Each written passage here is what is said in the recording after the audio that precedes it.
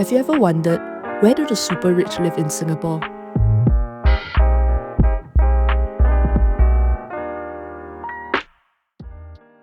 While majority of Singaporeans live in HDBs, 16% live in condominiums and 5% live in landed houses.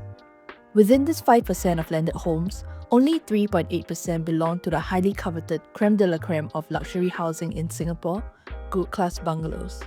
But are they truly a class above the rest? Let's find out. First, we need to understand what are Good Class Bungalows. To be classed as GCBs, the plot must have a land area of at least 1,400 square meters, or about 15,069 square feet. That's equivalent to 15.5 four-room BTO flats. The GCB must also have a plot width of at least 18.5 meters, with a plot depth of at least 30 meters. The surrounding clearance should be at least 3 meters, and the main gate to the building must also be at least 7.5 meters. GCBs in Singapore must adhere to strict URA regulations, including a 2-story height limit while allowing for an attic and basement. Up to 40% of the land is permitted for the home, with the remaining land going towards amenities such as swimming pools, gardens, and tennis courts. GCBs are sprawling detached landed homes that are located in 39 gazetted areas in Singapore, usually nestled in prime, lush, and tranquil locations, including Nassim Road, Cluny Hill, Chatsworth Park, Swiss Club Road, and Ridout Park. If your GCB is located within the 3 conservation areas gazetted by NParks, you will need to seek written approval from the Commissioner of Parks and Recreation before felling any mature tree with a girth of more than 1 meter. Unauthorized removal or damage to these trees can result in fines of up to 50,000 Singapore dollars per tree. GCB ownership is also extremely exclusive, as only Singapore citizens are eligible to purchase these prestigious properties. However, in exceptional cases, the Singapore Land Authority may grant special approval to foreigners and permanent residents who meet specific criteria, such as significant economic contributions to the country, as demonstrated by Sir James Dyson's acquisition of a $45 million GCB at Cluny Hill in 2019. We spoke to Alvin Chu to find out more about who's buying these GCBs.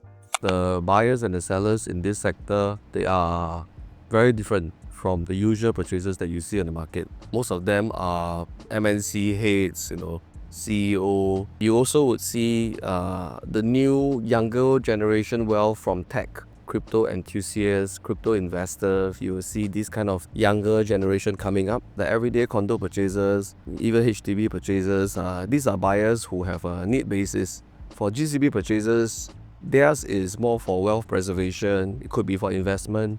They don't buy a GCB to hold for short term. Most of them hold for long term. Budget is usually not much of a concern since they know the kind of product and the kind of location that they want. And a large part of these buyers may not even require a loan. The gameplay is slightly different. They have their financial planning, they have their family offices basically all planned out. They would already have earmarked the locations that they are looking at, the plots that they want, and what kind of price or even quantum that they're willing to pay.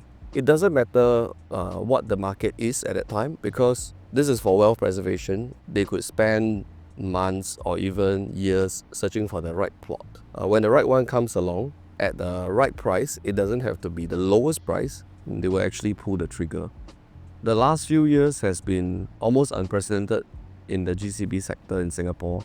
Prices went through the roof, and then after that prices tapered and normalized. We were just stepping out of COVID. There was a lot of pent-up demand, and of course you've got a lot of newly minted Singapore citizens. I think the demand of these families actually drove yields of these GCB very quickly, which also made prices of these GCB go up in tandem very quickly. Sellers who own very good plots are currently holding their sale because they've seen the highs and these people have holding power. So you see more transactions, but you see less good plots. As Alvin mentioned, the GCB market was on a roll in 2021. In fact, in 2021, 90 GCBs were transacted, amounting to $2.57 billion. This marked the highest total transaction value on record and the strongest sales activity since 2010 when 114 GCBs were sold for $2.16 billion.